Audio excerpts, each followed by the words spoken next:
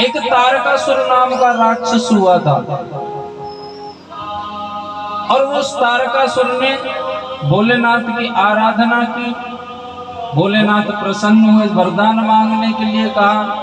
तारकासुर बोले, बाबा वरदान हमको ऐसा चाहिए जो हम अमर हो जाए, अमरत्व का हमको वरदान चाहिए।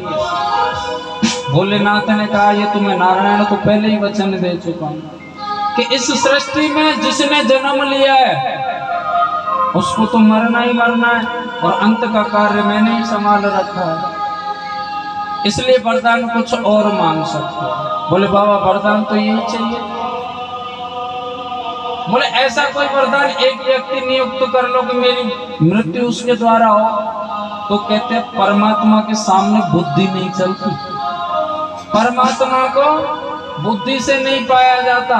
श्रीमद् भागवत कथा सबने सुनी है, उसमें परीक्षित जी से पूछते हैं, सुखदेव जी की ये बताइए कि भगवान मिलते किसको हैं, किसको मिलते होंगे भगवान। परीक्षित जी कैसे कह रहे थे, बोले हो सकता है जो उच्च जाति में होगा, यानी ऊंची जाति में होगा, उससे भगवान मिलते होंगे। बोले उससे कहते हैं, अगर उच्च जाति वालों को परमात्मा मिलते होते, भगवान मिलते होते, तो विदुर जी के घर जाकर के भगवान केले के छिलके नहीं खाते।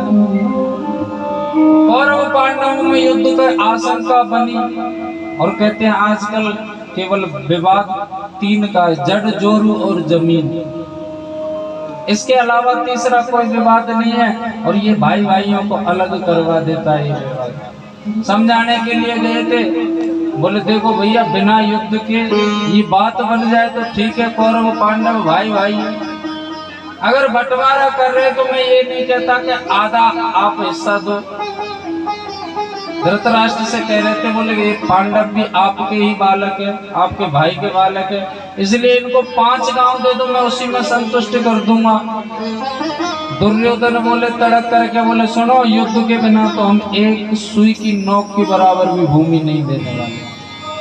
कन्हैया बोले, तुमको पता नहीं युद्ध में क्या होता है, अभी तुम बालक हो, अम्मा दादा से तुमने कहानियों में सुना होगा युद्ध क्या होता है, वास्तविकता पता नहीं है युद्ध की कि युद्ध वास्तविक है क्या।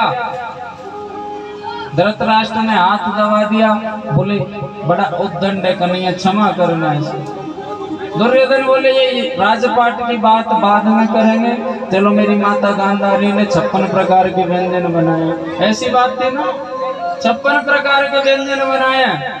कन्हैया बोले, देखो साहब, भोजन 2 स्थिति में किया जाता है। वो 2 स्थिति कौन कौन सी, या तो भोजन करने वाले के पेट में भूख हो, या भोजन कराने वाले के मन में श्रद्धा भाव हो, तो ही भोजन अच्छा लगता है और किया जाता है। या दोनों बातों में से कोई नहीं है, ना तो हमारे पेट में भूख है और ना ही आपका श्रद्धा भाव है। और वैसे भी आज का भोजन तो मेरे काका विदुर के यहाँ है, और कहते उस समय काका को महल से निकाल दिया था, सेनापति पद पर थे वो, निकाल दिया था उन्होंने। जब उन्होंने उनके तक बात पहुंची कि कन्हैया ने कहा, बोले विदुर काका के यहाँ है, तुरंत बाजार में गए थे, बोले कुटिया में तो कुछ नहीं है। विदुर जी अपनी पत्नी को लेकर के कदली के वन में रहते थे, कदली के वन में रहते थे विदुर जी, और वो यही चाहते थे। कहते हैं विदुर जी की पत्नी थी, उनका नाम क्या था, विदुर जी की पत्नी का नाम विदुरानी है, विदुरानी कहते थे उनको, उनसे कहते थे विदुर जी और उनसे कहते थे विदुरानी। जैसे मास्टर जी की पत्नी को कहते हैं लाला कुछ बता रहे हैं, मास्टर जी की पत्नी को क्या कहते हैं, न को उच्च स्वर में बताओ पीछे तक, हाँ मास्टर नहीं कहते हैं। और वकील की पत्नी को, डॉक्टर की पत्नी को, डाकिया की पत्नी को,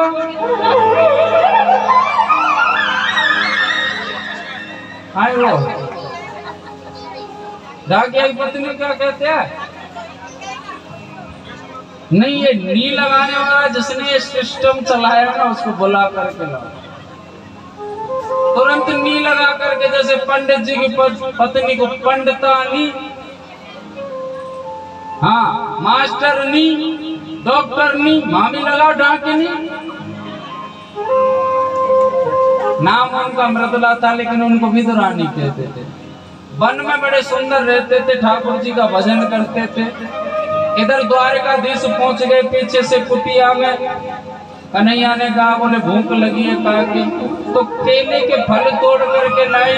कहते हैं इस प्रकार से भाव बेहोर हो गई थी वो कि केले को छील रही हैं, मुखमंडल की ओर देख रही है, निहार रही है, प्रसन्न हो रही है कि आज भगवान मेरी कुटिया में आए। छिलका छीला और पत्तल पर रख दिया और उसका गूदा फेंक दिया। भगवान जी साहब केले के छिलके खा रहे हैं और कह रहे हैं काकी फल तो बहुत मीठे हैं। काकी कह रही है बोले फल तो मीठे होंगे गोविंद, जब आपने कहा है तो। एक छिलका खाया, दो छिलके खाए, 50 छिलके खा गए भगवान। विदुर जी कुटिया में चले आए सीधे और देखा कि भगवान तो मेरी कुटिया में पहले ही मौजूद हैं, और जब भोजन करते हुए देखे प्रसन्न हो गए।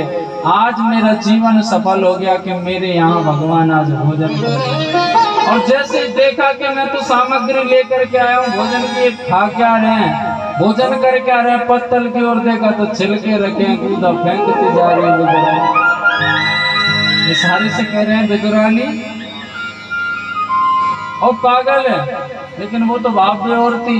भाव ये था को कछु कहा न को कछु पूछा, प्रेम भरा मन निज गति छूछा। पागल देख तो ले, भगवान पहली बार मेरी कुटिया में आए और तू उनको केले के छिलके खिला रही है। हड़बड़ा करके विदुरानी जी ने देखा प्रभु गलती हो गई।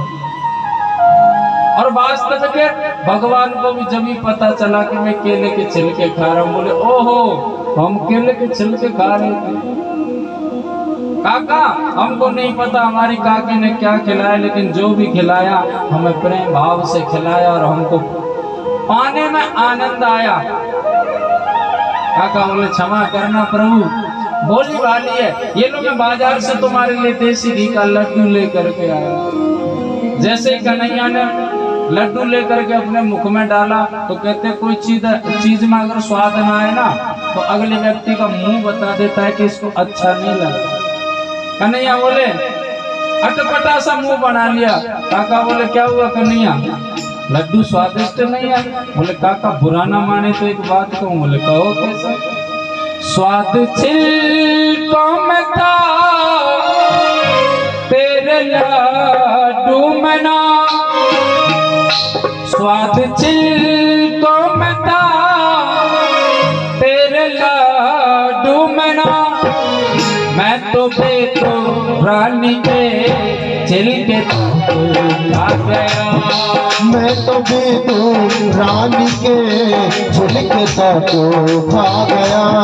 स्वाद छिलकों में था तेरे लड्डू में ना, स्वाद छिलकों में था तेरे लड्डू में ना, मैं तो रानी के छिलके खा गया, मैं तो रानी के छिलके तो खा गया। नुक्ता चीज जिसने की उसको मैं ना मिला, नुक्ता चीज जिसने की उसको मैं ना मिला। काका एक बात बता, मुझे नहीं पता मेरी काकी ने मुझे क्या खिलाया, लेकिन जो भी खिलाया मुझे उसे पाने में आनंद आया। मैं कभी ये नहीं देखता कि मेरे भगत ने मुझे क्या खिलाया है, मेवा मिष्ठान या केले के छिलके। मैं केवल भाव देखता हूँ। मैं उस जीवन में नहीं मिलता जो मेरे नुक्ता चीज जिसने की, जो मेरे ऊपर तर्क वितर्क करता है, मेरा परीक्षण करने की कोशिश करता है, मेरे भोले वाले भक्तों को सताता है। नुक्ता चीज जिसने की उसको मैं ना मिला, नुक्ता चीज जिसने की उसको मैं ना मिला। विदुरानी का मुझे भोलापन भा गया, विदुरानी का मुझे भोलापन भा गया। स्वाद छिलकों में था तेरे लड्डू में ना, छिलकों में था तेरे खुद रानी का मुझे भोला गया। बिगरानी का मुझे भोला पा गया।